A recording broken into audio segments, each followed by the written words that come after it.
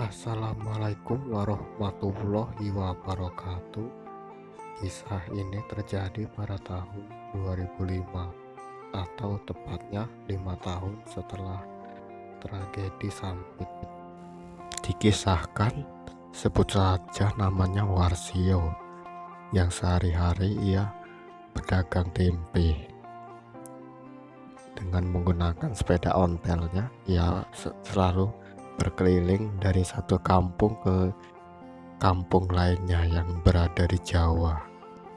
Suatu hari ada temannya Warsio yang saat itu sedang merantau di Kalimantan, tepatnya di kota Sampit. Ia pulang kampung dan mengunjungi Warsio. Tak lupa ia membawa oleh-oleh khas dari kota Sampit. Temannya ini lalu bercerita kalau ia di kota Sampit, ia awalnya sebagai peternak ayam. Namun kemudian bisnis ternak ayamnya kemudian berkembang pesat dan sekarang ia pun menjadi juragan ayam potong, yang dimana ia mempunyai banyak pelanggan, yaitu berupa restoran, rumah makan, dan juga tempat yang lainnya. Mendengar itu, Warsio juga menjadi tertarik dan ia pun ingin ikut merantau ke kota Sampit, hanya bermodalkan keahliannya sebagai pembuat tempe yang dipelajarinya dari kedua orang tuanya dahulu. Di usianya yang hampir 30 tahun, Warsio memang belum memutuskan untuk menikah, sedangkan kedua adiknya sudah berkeluarga. Warsio berpikir menurutnya tidak cukup untuk memenuhi kebutuhan hidupnya jika ia sudah berkeluarga, apalagi kalau ia hanya pedagang tempe yang kadang laris, kadang juga sepi.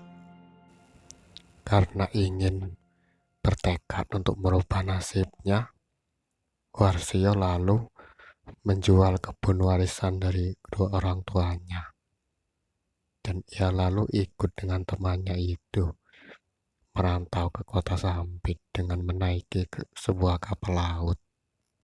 Setelah beberapa hari naik kapal, akhirnya Warsio sampai di kota Sampit. Lalu diajak oleh temannya itu untuk istirahat dahulu di kamarnya. Apalagi di rumahnya memang mempunyai satu kamar khusus yang memang untuk tamu dari jauh. Meski begitu, Warsio pun merasa tidak enak jika ia harus terus-terusan menumpang dengan temannya itu. Meskipun temannya tidak keberatan, namun Warsio pun tetap ingin mencari rumah atau kontrakan sendiri. Dia lalu berkeliling ke kota Sampit, di mana memang banyak di situ rumah dijual, apalagi bekas para penduduk dari Madura yang memang sengaja ditinggalkan.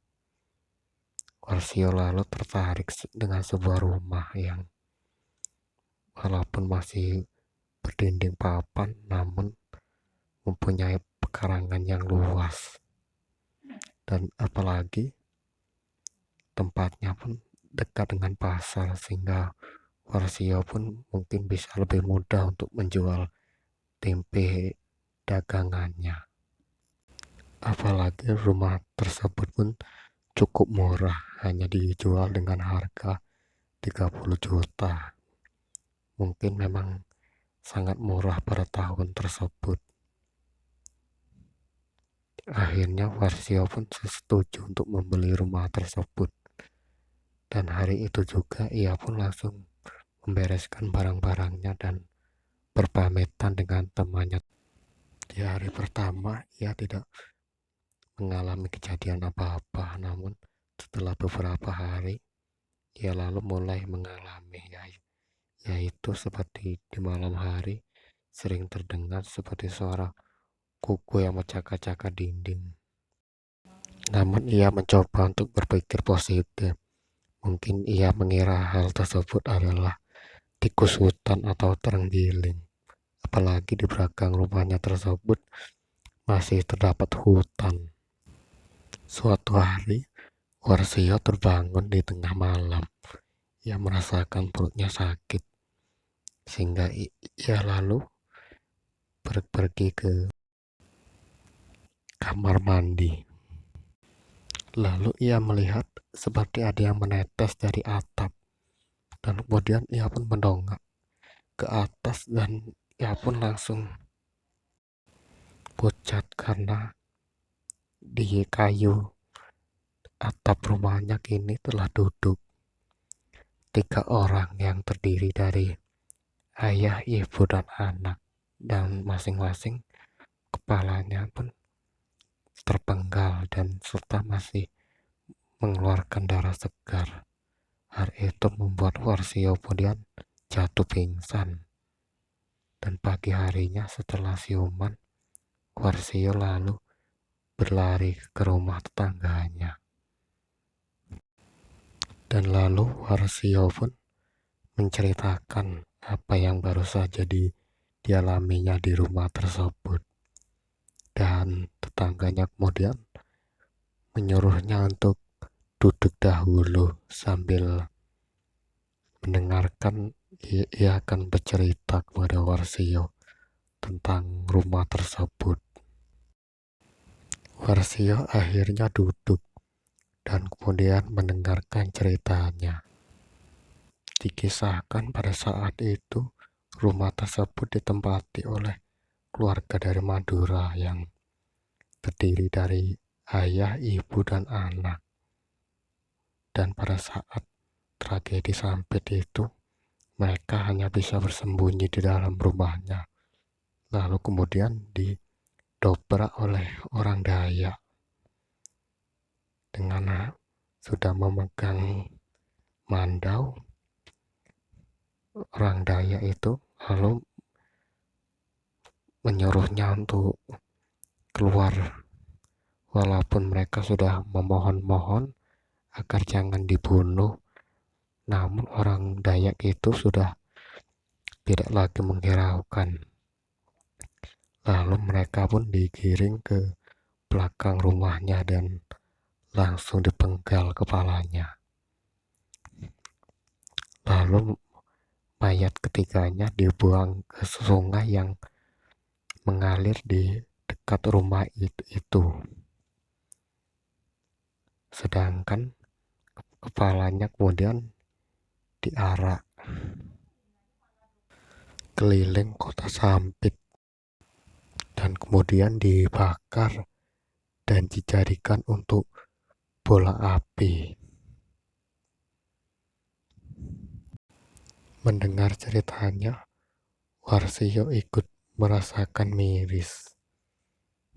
Ia berharap semoga kejadian ini tidak terulang kembali. Dan semoga saja usai kejadian ini semakin mempererat nilai-nilai kesatuan dan persatuan. Warsio kemudian memutuskan untuk kembali ke Jawa, sedangkan rumah tersebut akhirnya dibiarkan saja terbengkalai karena tidak ada satupun orang yang ingin membelinya setelah mendengar kisah horor tersebut.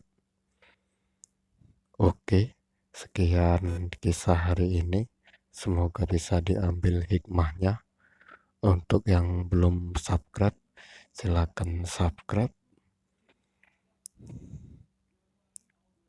Mohon maaf bila terjadi salah kata atau yang lainnya. Sampai jumpa di lain kisah. Wassalamualaikum warahmatullahi wabarakatuh. Semangat berkarya.